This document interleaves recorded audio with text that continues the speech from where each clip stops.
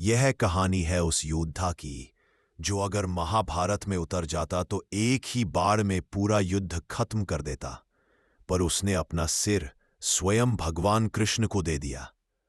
क्यों? आज हम आपको बताएंगे बर्बरिक उर्फ खाटू श्याम बाबा की वह पूरी जीवन गाथा जो आपने पहले कहीं नहीं सुनी होगी। स्वागत है आपके अपने चैनल में। आज का विषय महाभारत का सबसे शक्तिशाली योद्धा, बर्बरिक घटोत्कच का पुत्र, हिडिंबा का वारिस और कृष्ण का प्रिय भक्त श्यामरूप। उत्तर भारत के घने जंगलों में एक ऐसी भूमि थी जहां असुरों का बल, देवताओं का वरदान और जादुई शक्तियां एक साथ मौजूद थीं। यही जन्म हुआ बर्बरिक का। छोटा बालक पर ताकत से भरपूर। 6 वर्ष की उम्र में वह जंगल के सबसे बड़े दैत्य से भी फिर चुका था।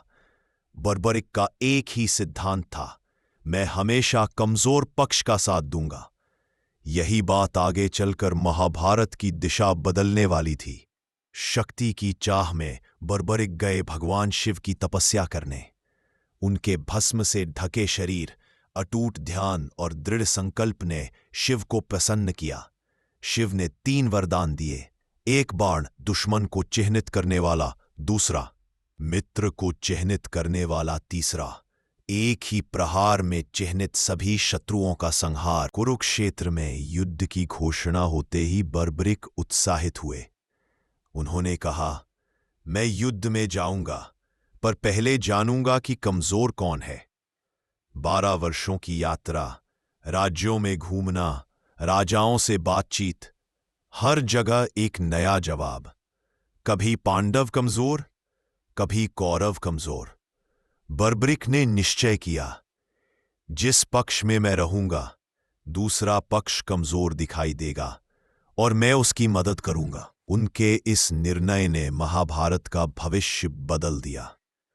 बर्बरिक जैसे ही कुरुक्षेत्र पहुंचे, उन्होंने देखा धूल से भरा एक रथ और उसका सारथी एक शांत, मुस्कुराता हुआ साधु।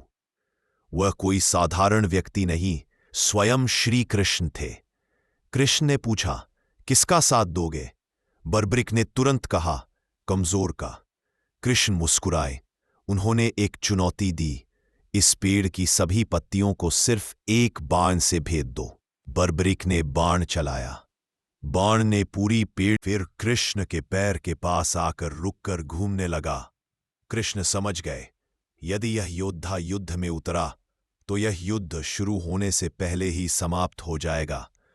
कृष्ण ने कहा, धर्म की रक्षा हेतु मुझे तुमसे एक बलिदान चाहिए।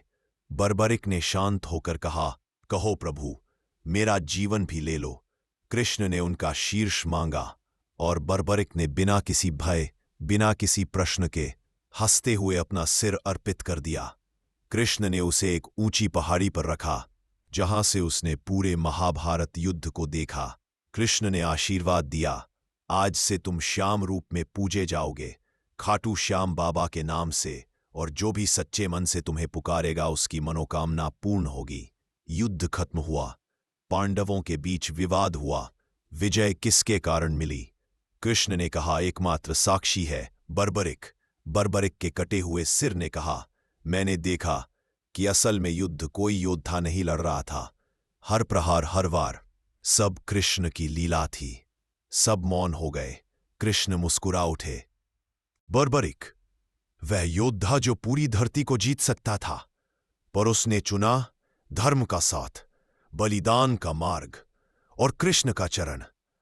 आज वही बर्बरिक हम सबके श्याम बाबा है, जो कहते हैं, हारे का सहारा श्याम हमारा।